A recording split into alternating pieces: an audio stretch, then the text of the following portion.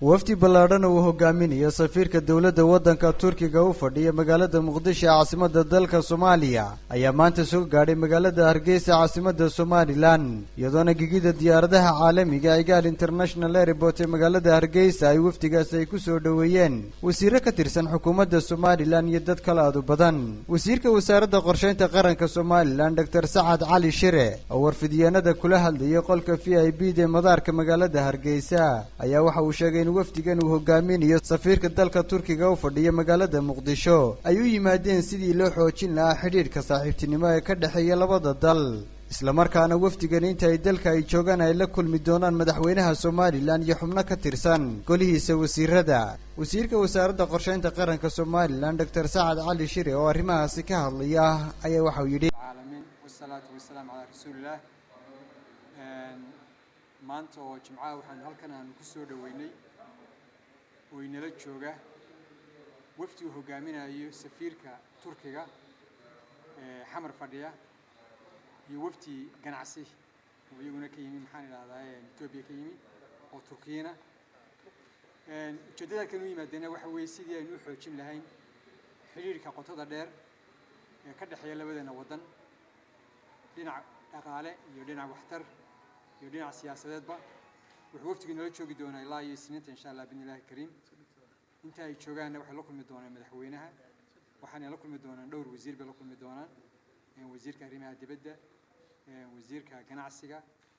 وزير كتمرتا وزير كنا ولكم مدحكنا ولكم مدونا إن شاء الله بإذن الله الكريم أنت هاي شوجانا برنامج كذا وحكم السعودية اللي كنت جدونا كسامر دونا المجال هذا بالبلد ka hadlay safiirka dalka Turkiga u fadhiya magaalada Muqdisho caasimadda dalka Soomaaliya Kamaluddin Kani Turan oo isaguna sheegay in safarkoodan uu ku wajahan yahay sidii ay xukuumadda Somaliland uga wada hadli lahaayeen sidii uu sii socon lahaa shirka wada hadallada Somaliland iyo Soomaaliya u socday ee isagu dib uga dhacay xilligii loogu ballansanaa oo ahayd 8 bisha November ee lagu ballansanayo ka furmo magaalada Istanbul caasimadda waddanka Turkiga safiirka dawladda waddankaasi Turkiga u fadhiya magaalada Muqdisho ee caasimadda dalka Soomaaliya Kamaluddin Kani Turan oo isagoo arrimahaasi ka hadlaya ayaa waxa uu yidhi Bismillahirrahmanirrahim. Elhamdülillahi Rabbil alemin. Esselatu vesselamu ala Resulina Muhammedin ve ala alihi ve ashabihi ecmaîn. Dear brothers and sisters, I am very happy to be here in Hargeysa.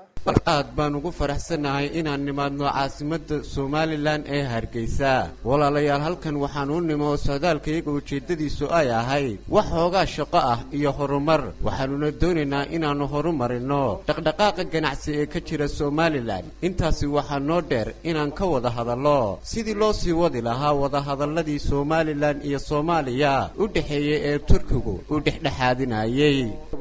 all these development and business issues, as well as these talks with the Somalia and the Somaliland talks, which we were mediating in Turkey. safarkan uu maanta magaalada Hargeysa uu ku yimid safiirka magaalada Muqdisho oo fadhiya dalkaasi Turkiga ayaa waxa la filayaa in xukuumadda Somaliland ay ka wada hadlaan sababihii baajiyay shirka wada hadallada Somaliland iyo Soomaaliya ee lagu ballansanay 8 bisha November oo ka furma magaalada Istanbul caasimadda waddankaasi Turkiga